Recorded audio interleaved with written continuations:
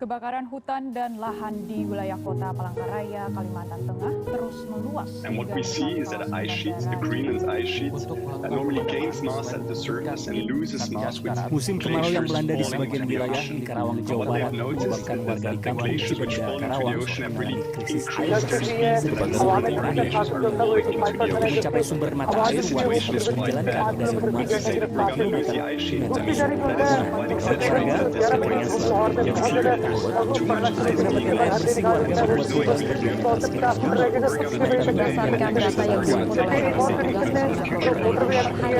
oleh petugas penambahan kasus COVID-19 di Indonesia menjadi yang terbanyak sejak pertama kali dilaporkan.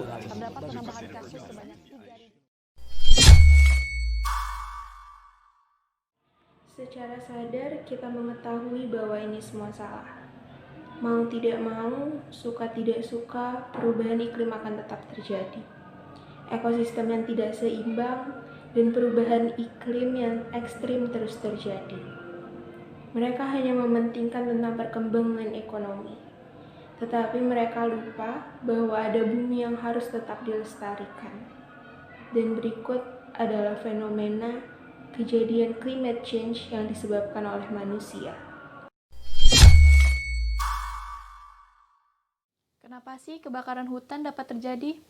Secara alami, kebakaran hutan dapat terjadi karena panasnya sinar matahari. Namun bukan hanya itu, manusia bisa menjadi faktor utama terjadinya kebakaran hutan. Dengan membuang putung rokok yang masih menyala, hingga sengaja membakar hutan itu sendiri untuk membuka lahan pertanian atau perkebunan yang baru. Terjadinya kebakaran hutan ini memberikan kita dampak yang sangat besar. Bukan hanya manusia, tetapi juga makhluk hidup lainnya. Hutan menjadi gundul, hewan kehilangan habitat aslinya. Asap yang dihasilkan dapat mencemari udara dan mengganggu kesehatan pernapasan kita. Serta gas karbon dioksida yang terlepas ke atmosfer berdampak ke perubahan iklim yang membuat suhu bumi semakin panas dan dilanda cuaca ekstrim. Yang kedua, mencairnya es di kutub bumi. Naiknya suhu di udara dan di dalam laut akan membuat es di kutub bumi mencair dan menyebabkan naiknya volume air laut. Yang ketiga, ada kabut asap atau asap pabrik. Meningkatnya suhu di permukaan bumi mengakibatkan terjadinya kekeringan dan kebakaran hutan. Hal tersebut dapat memicu terjadinya kabut asap yang sangat berbahaya bagi kesehatan manusia dan juga tumbuhan. Asap pabrik pun mengandung gas-gas yang berbahaya seperti karbon monoksida, karbon dioksida, gas metana, dan gas-gas lainnya yang dapat membahayakan kesehatan manusia dan juga membahayakan bagi tumbuhan. Selanjutnya saya akan membahas tentang krisis air bersih. Penyebab krisis air bersih dikarenakan bumi memanas yang disebabkan oleh perubahan iklim, sehingga sumber air yang ada di dalam tanah akan menguap. Selain itu, sumber air tersebut akan tercemar dan krisis air tidak dapat terhindari lagi. Ada juga beberapa faktor yang dapat menyebabkan krisis air bersih. Yang pertama, kebiasaan boros menggunakan air. Yang kedua, pertambahan jumlah penduduk. Yang ketiga, tekanan lingkungan dan perilaku konsumtif. Yang keempat, intrusi dari air laut. Yang kelima, kerusakan sumber daya air. Dan yang terakhir, pengelolaan air yang kurang optimal sehingga menyebabkan krisis air bersih. Itu adalah beberapa penyebab krisisnya air bersih. Semoga kedepannya krisis air bersih dapat dikurangi dan juga dapat diatasi. Terima kasih. Selanjutnya, terjadinya wabah penyakit. Cuaca panas yang memungkinkan nyamuk ganas berkembang biak dan menularkan penyakit. Nyamuk ini akan memiliki daya jangkau yang lebih luas untuk menyebarkan penyakit.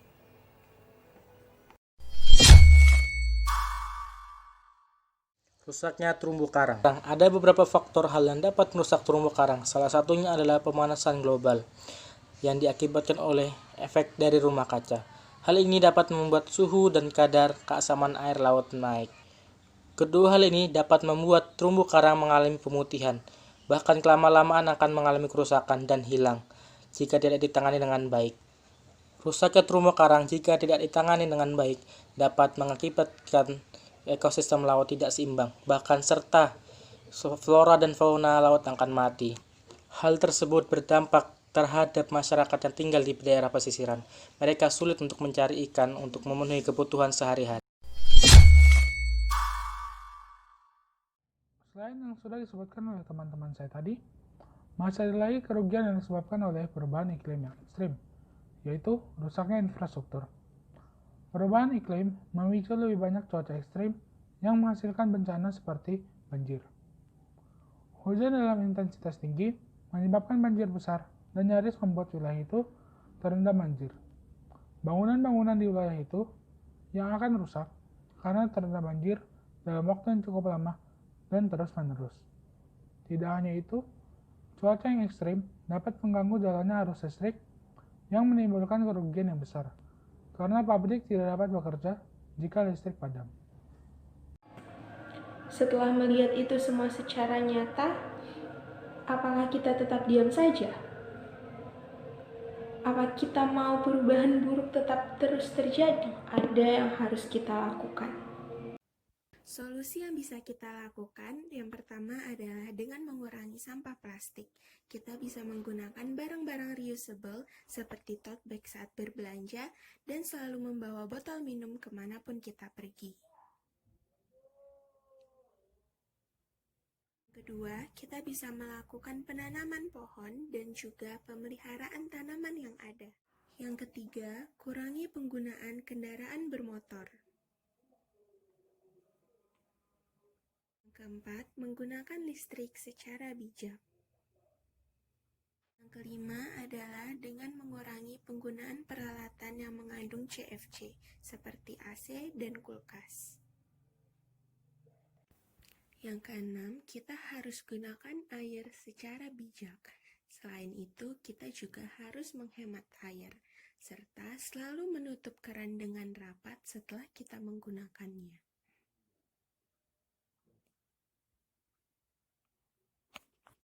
Yang ketujuh adalah memanfaatkan barang-barang yang bisa didaur ulang.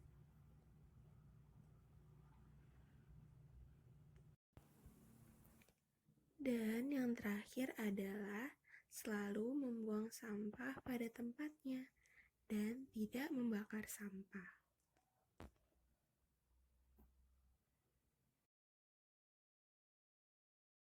Harapan saya, Kita harus hentikan perubahan iklim terus terjadi. kita harus hentikan perubahan iklim terus terjadi.